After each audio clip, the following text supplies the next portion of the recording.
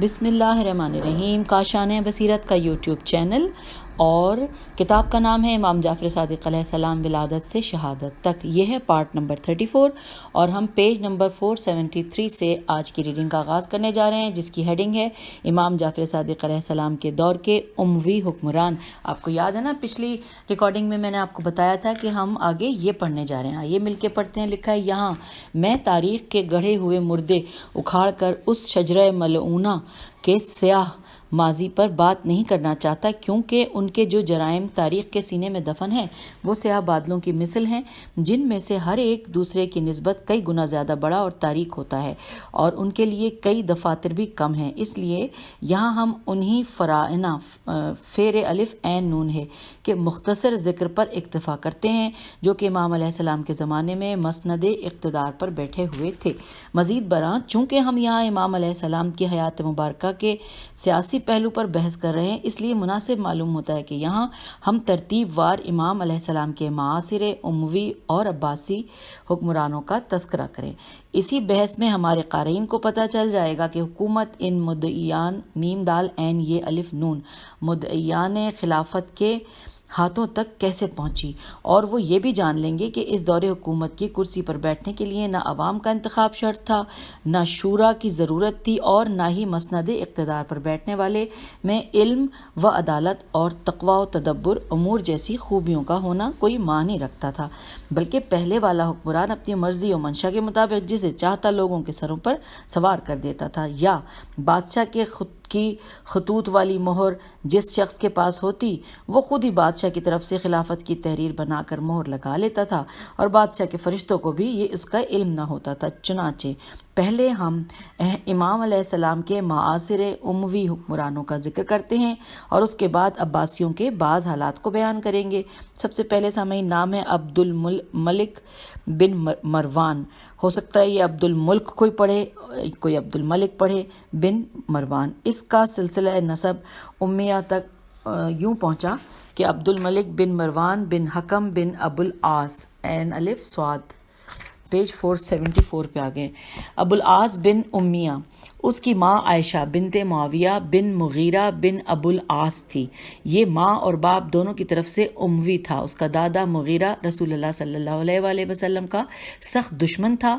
غزوہ ہمراء al Assad inverted Cama میں غزوے کا نام ہے. غزوہ ہمراء الاسد نے آپ صلی اللہ علیہ وآلہ وسلم نے اسے مغلوب کر کے اس کی گردن زنی کا حکم صادر فرمایا تھا.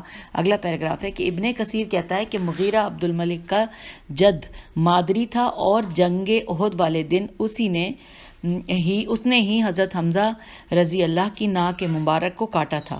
عبد الملک نے 65 ہجری میں اپنے باپ مروان کی وصیت کے مطابق حکومت سنبھالی تھی، اور اس کی حکومت 86 ہجری تک قائم رہی، اور اس کی وفات بھی اسی سال ہوئی تھی. مسند اقتدار پر بیٹھنے سے قبل یہ علماء کی محفلوں میں بیٹھتا تھا، حدیثیں یاد کرتا تھا، اور مسجد بندگی خدا میں مصروف اور لذائذ دنیاوی سے دور رہتا تھا.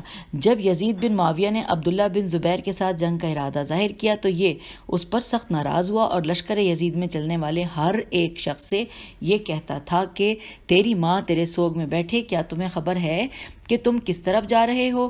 تم ایک ایسے شخص سے جنگ کرنے کے لیے جا رہے ہو جس کی ولادت اسلام میں ہوئی ہے، جسے رسول خدا صلی اللہ علیہ وآلہ وسلم نے گھٹی پلائی ہے، جو رسول اللہ صلی اللہ علیہ وآلہ وسلم کے دوست کا بیٹا اور ذات النطاقین کا فرزند ہے. خدا کی قسم اگر تم دن کے وقت اس کے پاس جاؤ گے تو اسے روزے کی حالت میں پاؤ گے، اور اگر رات کے وقت اس کے پاس جاؤ گے تو اسے عبادت خدا میں کھڑا ہوا پاؤ گے، اور اگر تم اہل زمین اس کو قتل کرنے پر جمع ہو جائیں تو خدا ان سب کو جہنم میں اوندھا لٹکائے گا. Inverted comma close. یہ ہم نے وہ پڑھ لیا کہ جو وہ یزید کے ہر ایک شخص، لشکر کے ہر ایک شخص سے کہتا تھا. پھر نیچے لکھا ہے کہ جب حکومت عبد الملک کے پاس آئی تو اس نے حجاج کے ہمراہ ہمیں بھیجا، اور ہم نے اسے یعنی عبداللہ بن زبیر کو قتل کر دیا. اب اگلا پیراگراف ہے. لکھا ہے کہ اس کی وضاحت کچھ اس طرح ہے کہ جب عبد الملک بن مروان نے حکومت کی باغ دوڑ سنبھالی تو اہل شام کے ایک لشکر کے ہمراہ حجاج بن یوسف کو ابن زبیر کے ساتھ جنگ کرنے کے لیے بھیجا. 6 ماہ اور 17 دن ابن زبیر کو محاصرے میں رکھا گیا اور حجاج کوہ ابو قبیس سے منجنیق سے خانہ کعبہ سے پتھراؤ کرتا تھا۔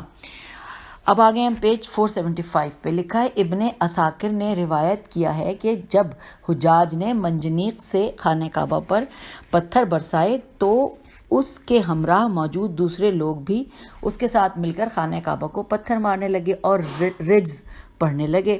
اس پر آسمان سے بجلی گری اور اس نے انہیں جلا دیا تو لوگوں نے پتھر مارنے بند کر دیے۔ جب حجاج نے دیکھا کہ لوگوں نے خانہ کعبہ پر پتھر برسانے بند کر دیے تو کہنے لگا کہ کیا تم نہیں جانتے کہ بنی اسرائیل جب کوئی قربانی پیش کرتے تھے تو آسمان سے آگ آ کر اس قربانی کو کھا جاتی تھی اور وہ اسے قربانی کے قبول ہو جانے کی علامت سمجھتے تھے، اور اگر اس قربانی کو کھانے کے بعد آسمان سے آگ نہ آتی تو وہ اسے قربانی کو قبول نہ ہونے کی نشانی سمجھتے تھے۔ وہ انہیں دھوکے پہ دھوکہ دیتا رہا حتیٰ کہ وہ واپس پلٹ آئے اور دوبارہ پتھراؤ کرنے لگے، اور یہ حصار اور بیت اللہ پر پتھراؤ عبداللہ بن زبیر کے قتل تک جاری رہا، اور وہ جمادی الاخر سن 83 ہجری کا زمانہ تھا۔ اس کے قتل ہو جانے کے بعد حجاج نے اسے الٹا سولی پر لٹکایا اور اس کا سر عبد الملک بن مروان کے پاس بھیج دیا تو اسے شہر شہر گھمایا گیا۔ جب عبد الملک کو حکومت ملی تو اس وقت اس نے اپنے ہاتھ میں قرآن مجید پکڑا ہوا تھا۔ اس نے قرآن مجید کو بند کر کے کہا کہ یہ میری اور تمہاری آخری ملاقات تھی۔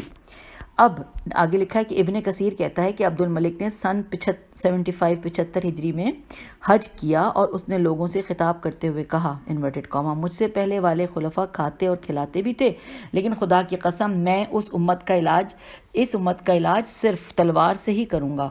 میں عثمان کی طرح کمزور ہوں، نہ معاویہ کی طرح منافق ہوں، اور نہ ہی یزید کی طرح مجہول الاصل ہوں۔ اے لوگوں، ہم اس وقت تک برداشت سے کام لیتے ہیں جب تک ہمارا جھنڈا نہ گڑ جائے اور ہم ممبر پر نہ پہنچ جائیں۔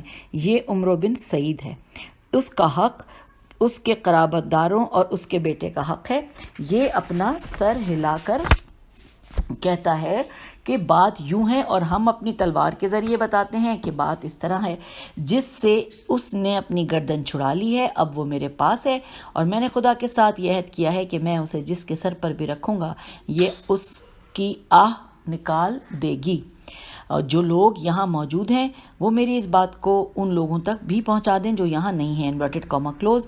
ہم آگے ہیں پیج 476 پر لکھا ہے عمرو بن سعید اشدق کے لقب سے مشہور تھا کہ 69 ہجری میں عبد الملک نے اسے اپنے ہاتھوں سے قتل کر کے کہا کہ ابو امیہ مجھے آنکھوں کی بینائی سے بھی زیادہ عزیز تھا، مگر خدا کی قسم جہاں بھی ایک برتن پر 2 نر جمع ہو جاتے ہیں تو ان میں سے ایک دوسرے کو نکال دیتا ہے۔ اس نے عمرو بن سعید کو دھوکے کے ساتھ قتل کیا تھا کیونکہ اس نے اسے امان دی تھی اور اس کے لیے حلف اٹھایا ہوا تھا اور اسے اپنے بعد اپنا ولی عہد قرار کیا تھا۔ اس کا خون بہانے کا اقدام اسی عبد الملک نے ہی کیا تھا، اور اسی وجہ سے جب دردہ دال رے دال الف حمزہ نے اسے کہا کہ مجھے خبر ملی ہے کہ تو نے عبادت و پرہیزگاری کے بعد شراب نوشی شروع کر دی ہے، اس نے جواب دیا تھا کہ ہاں خدا کی قسم اب تو میں خون بھی پیتا ہوں۔ اس نے جو پہلی برائی صادر ہوئی تھی وہ اس کا امر بالمعروف اور نہی عن المنکر سے روکنا تھا، اور اس نے یہاں تک کہہ دیا تھا کہ جو بھی مجھے خدا سے ڈرنے کا کہے گا میں اس کی گردن اتار دوں گا۔ یہی وہ شخص تھا جس نے حجاج بن یوسف کو حجاز و عراق کا گورنر بنا کر اسے لوگوں کی گردنوں پر مسلط کیا تھا۔ جب حسن بصری سے اس کے بارے میں پوچھا گیا تو اس نے کہا انورٹڈ کاما میں ایسے شخص کے بارے میں کیا کہوں جس کی بڑی بڑی برائیوں میں سے ایک حجاج بن یوسف ہے، انورٹڈ کاما کلوز۔ پھر لکھا ہے آگے کہ جب اس کی موت کا وقت قریب آیا تو اس نے اپنے بیٹے ولید کو تلوار کے زور سے اپنی خلافت کی بیعت لینے کا حکم دیا، اور دنیا سے جاتے وقت اس نے کہا کہ اے ولید اب آخری وقت آ گیا ہے، دھوکہ چلا گیا ہے اور قضا آن پہنچی ہے، انورٹڈ کاما کلوز۔ اب ہم آ گئے ہیں سامعین پیج نمبر 477 پر، اور ہم نے تقریباً 9 منٹ کی تو 10 منٹ ہونے لگے ریڈنگ کر لیے۔ آپ چاہیں تو تھوڑی سی روک لیجئے، اس کی جو وائس ہے روک کے چائے بنائیے اور پھر آ جائیے۔ چلیں جی ہم پھر پڑھ رہے ہیں پیج 477 پہ لکھا ہے یہ سن کر ولید رونے لگا تو عبد الملک نے اس سے کہا بندھی ہوئی لونڈی کی طرح آنسو نہ بہاؤ اور میری بات کو غور سے سنو۔ جب میں مر جاؤں تو مجھے غسل و کفن دے کر میری نماز جنازہ پڑھانا اور میری تدفین کا کام عمر بن عبد العزیز کے ذمے لگا دینا، وہ مجھے لحد میں اتار دے گا، پھر تم چیتے کی کھال پہن کر لوگوں کے سامنے آنا اور ممبر پر بیٹھ کر انہیں اپنی بیعت کی طرف بلانا. جو تمہاری بیعت کے معاملے میں ناپسندیدگی کا اظہار کرے تو اسے تلوار سے سیدھا کرنا. اپنے ساتھی اور قریبی شخص کو چھوڑ کر دور والے کی بات سننا. اور میں تمہیں حجاج کے ساتھ بھلائی کی وصیت کرتا ہوں. سامعین، اگلے پیراگراف میں لکھا ہے کہ قارئین اکرام، اس تاریخی حقیقت سے پتہ چلتا ہے کہ لوگوں سے نئے خلیفہ کی بیعت کس طرح سے لی جاتی تھی کہ جو پوری امت کے امور کا ذمہ دار ہوتا تھا. اب آپ انصاف کے ساتھ فیصلہ کریں کہ آیا یہاں امت کو خلیفہ چننے کا اختیار دیا گیا تھا یا اس پر جبراً ایسے لوگوں کو مسلط کیا گیا تھا اور اس کے متعلق انہیں اظہار رائے کا کوئی حق حاصل نہ تھا، کیونکہ اگر کوئی حق گوئی کی جرت کرتا تو اس کی معمولی سے معمولی سزا بے دردی و بے رحمی کے ساتھ قتل ہو جانا تھی. کیا اس طریقے سے لی جانے والی بیعت صحیح ہو سکتی ہے؟ کیا اس طرح سے کرسی اقتدار پر بیٹھنے والے کو امیر المومنین کہا جا سکتا ہے؟ عبد الملک بنی ہاشم کو قتل کرنے سے گریز کرتا تھا، مگر اس کا یہ عمل دینداری کی وجہ سے نہ تھا، بلکہ وہ آل ابو سفیان کے بھیانک انجام کو دیکھ چکا تھا جنہوں نے بنی ہاشم پر مظالم کیے تھے. جیسا کہ اس نے حجاج بن یوسف کے نام خط میں بھی اسے بنی ہاشم سے چھیڑ چھاڑ کرنے سے منع کیا تھا، لیکن اس کے باوجود بھی وہ حضرت امام زین العابدین علیہ السلام کو قید کر کے مدینے سے شام لے گیا تھا، جیسا کہ حافظ ابو نعیم نے حلیۃ الاولیاء میں بھی اس کا ذکر کیا ہے. یہاں ہم اس کے بارے میں اس مختصر سے بیان پر اکتفا کرتے ہیں. جو صاحبان تفصیل کے شائق ہیں وہ کتب سیر و تواریخ کی طرف رجوع کریں. یعنی کہ اگر آپ اس سے زیادہ پڑھنا چاہتے ہیں سامعین تو جو سیر و تواریخ ہے ان کی طرف جو کتابیں ان کی طرف رجوع کریں. ہم آگے ہیں پیج نمبر 478 پر.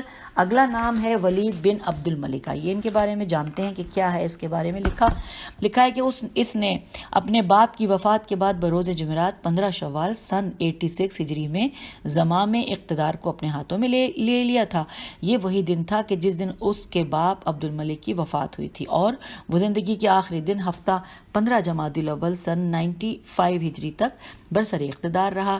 اس کی حکومت کا عرصہ 9 سال اور 7 مہینے تھا اور اس کی عمر 46 برس تھی. اس کی ماں عباس بن جز بن حارث بن زہیر یا ظہیر یہ زہیر بن جزیمہ الابسی کی بیٹی تھی. ولید بہت غصے والا اور وحشی انسان تھا.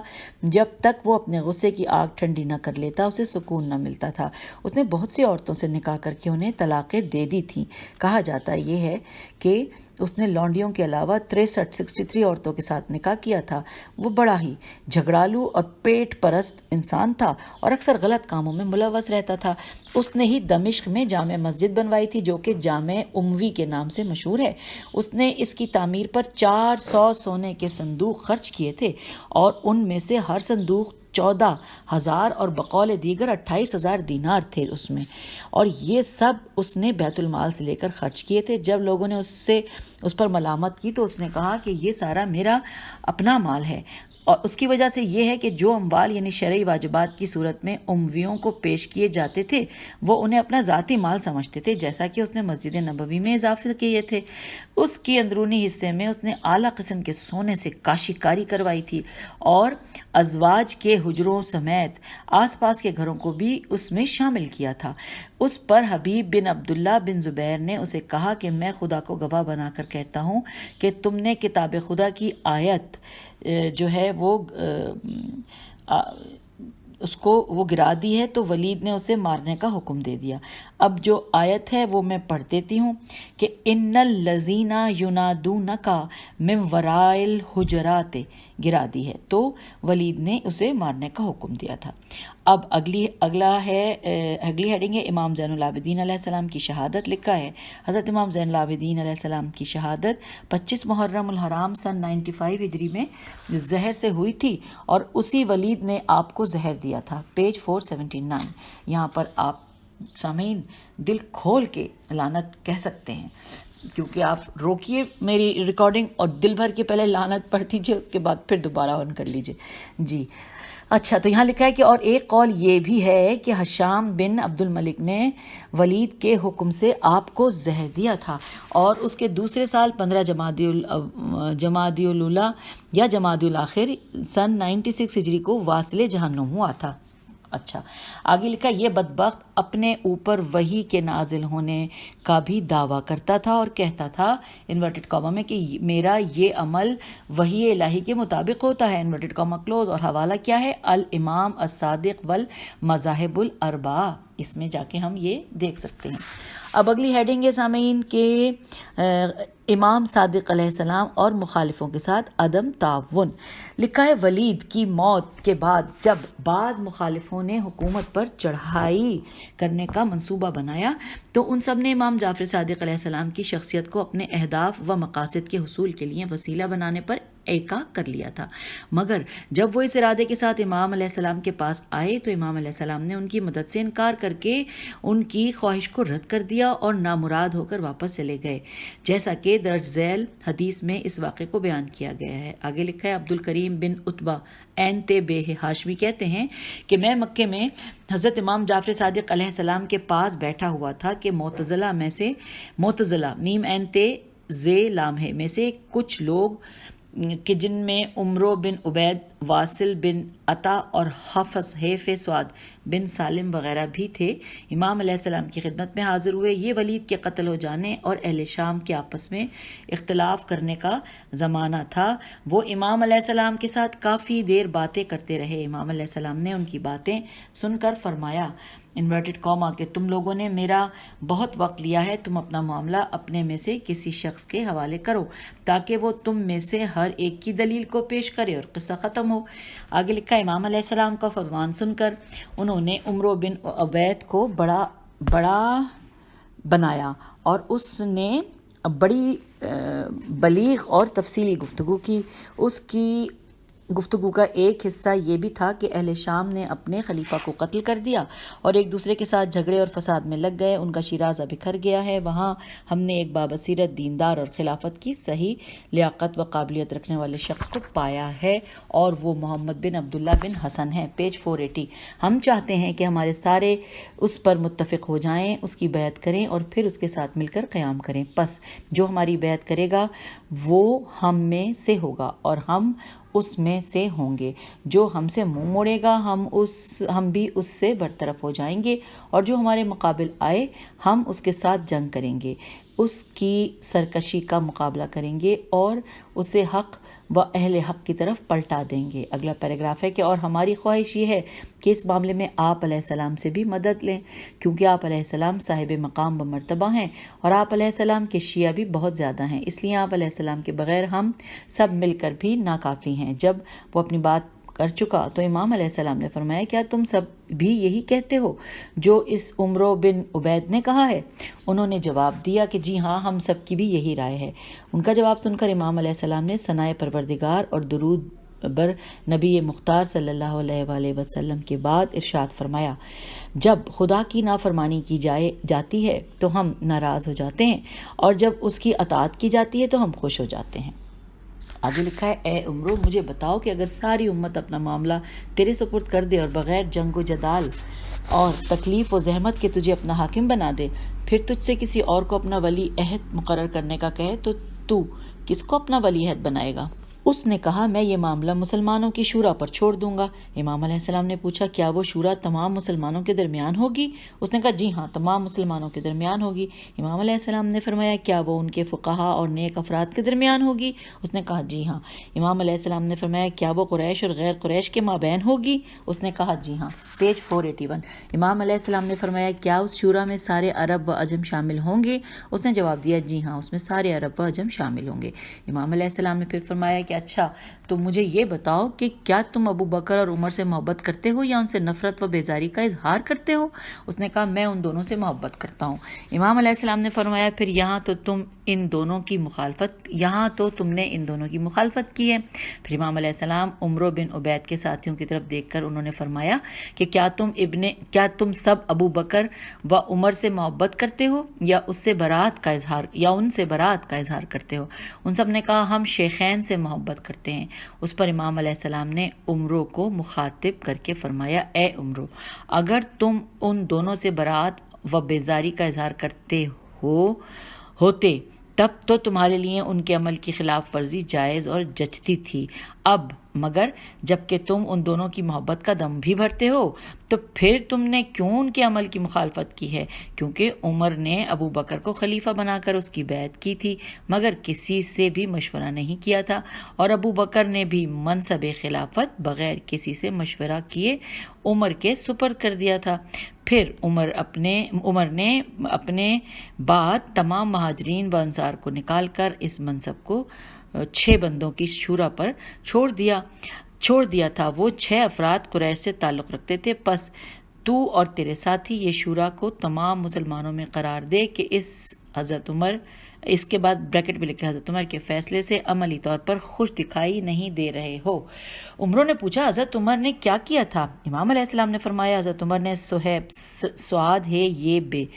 صہیب کو حکم دیا تھا کہ وہ 3 دن لوگوں کو نماز کی امامت کرائیں اور یہ 6 افراد مشاورت میں لگے رہیں۔ ان 6 کے ساتھ سوائے عبداللہ بن عمر کے کوئی اور نہ تھا، اور وہ بھی صرف مشورے کی حد تک اس کمیٹی میں شامل تھے اور اسے حکومت نہیں ملنے والی تھی۔ اور حضرت عمر نے اپنے پاس موجود مہاجرین و انصار کو یہ وصیت کی تھی کہ اگر یہ 6 افراد 3 دن تک مشاورت سے فارغ نہ ہوں یا کسی شخص کی بیعت نہ کریں تو تم ان 6 کے 6 کمیٹی ممبران کی گردنیں اڑا دینا، پیج 482۔ اور اگر 3 دن گزرنے کے بعد پہلے ان 6 میں سے 4 افراد کسی پر متفق ہو جائیں اور 2 مخالفت کریں تو ان 2 کی گردنیں اڑا دینا۔ امام علیہ السلام نے پوچھا اب بتاؤ، تم جو مسلمانوں کی جماعت کی شورا کے بارے میں بات کر رہے ہو تو کیا تم حضرت عمر کے اس فیصلے سے راضی ہو؟ ان سب نے کہا نہیں، ہم اس فیصلے کو نہیں مانتے۔ پھر امام علیہ السلام نے فرمایا اے عمرو اسے چھوڑو، مجھے بتاؤ کہ اگر تم اپنے اس دوست کی بیعت کر لو جس کی بیعت کی طرف مجھے بلاتے ہو اور بعد میں ساری امت اس پر متفق ہو جائے حتیٰ کہ 2 افراد بھی تمہارے ساتھ اختلاف کرنے والے نہ ہوں، پھر تم ان مشرکوں کے پاس جاؤ کہ جو نہ تو اسلام قبول کرتے ہیں اور نہ ہی جزیہ دیتے ہیں، تو کیا تمہارے پاس اور تمہارے اس ساتھی یعنی حاکم کے پاس اتنا علم ہے کہ جس کی بدولت تم دونوں رسول خدا صلی اللہ علیہ وآلہ وسلم کی وہی سیرت اپناؤ گے جو آپ علیہ السلام کے مشرکوں کے ساتھ جنگوں میں تھی؟ یہاں پہ سوالیہ نشان۔ اس نے کہا جی بالکل، آپ علیہ السلام کی سیرت پر ہی عمل کریں گے۔ امام علیہ السلام نے فرمایا تو تم ان کے ساتھ کیا کرو گے؟ اس نے کہا ہم انہیں اسلام کی دعوت دیں گے، اگر انہوں نے انکار کیا تو ہم ان سے جزیہ طلب کریں گے۔ امام علیہ السلام نے فرمایا اگر وہ اہل کتاب نہ ہوئے بلکہ مجوسی میم جیم واو سین چھوٹی ہوئے تب کیا کرو گے؟ اس نے کہا ان کے ساتھ بھی وہی اہل کتاب والا سلوک کریں گے۔ امام علیہ السلام نے فرمایا اگر وہ مشرکین عرب اور بتوں کے پجاری ہوئے تو تب کیا کرو گے؟ اس نے کہا ان کے ساتھ بھی وہی سلوک کیا جائے گا۔ امام علیہ السلام نے فرمایا مجھے بتاؤ کیا تم قرآن مجید پڑھتے ہو؟ اس نے کہا جی ہاں۔ امام علیہ السلام نے فرمایا ذرا یہ آیت پڑھنا۔ اب یہ جو آیت ہے ہم پڑھتے ہوئے پیج 483 پہ آ گئے ہیں۔ یہ سورہ توبہ کی آیت نمبر 29 ہے۔ ترجمہ انورٹڈ کاما، اہل کتاب میں سے جو اللہ اور روز آخرت پر ایمان نہیں لاتے اور اللہ اور اس کے رسول نے جو کچھ حرام کیا ہے اسے حرام نہیں ٹھہراتے اور دین حق بھی قبول نہیں کرتے، ان لوگوں کے خلاف جنگ کرو یہاں تک کہ وہ ذلیل ہو کر اپنے ہاتھ سے جزیہ ادا کریں، انورٹڈ کاما کلوز۔ تو کیا اس آیت میں خدا کا استثناء کرنا اور اسے اہل کتاب وغیرہ اہل کتاب کے لیے شرط قرار دینا برابر ہے؟ اس نے کہا جی ہاں۔ امام علیہ السلام نے فرمایا یہ تم نے کہاں سے سمجھا ہے؟ اس نے کہا میں نے لوگوں سے سنا ہے وہ یہی کہتے ہیں۔ امام علیہ السلام نے فرمایا اچھا اسے بھی چھوڑو، بتاؤ کہ اگر وہ جزیہ دینے سے انکار کر دیں اور تم ان کے ساتھ جنگ کر کے اس پر غلبہ حاصل کر لو تو مال غنیمت کا کیا کرو گے؟ اس نے کہا پہلے میں اس کا خمس ادا نکالوں گا، باقی 4 اخماس کو ان کے خلاف جنگ کرنے والوں میں تقسیم کر دوں گا۔ امام علیہ السلام نے فرمایا مجھے بتاؤ کہ تم خمس کس کو دو گے؟ اس نے کہا خدا نے جس کا نام مستحقین خمس کے طور پر لیا ہے۔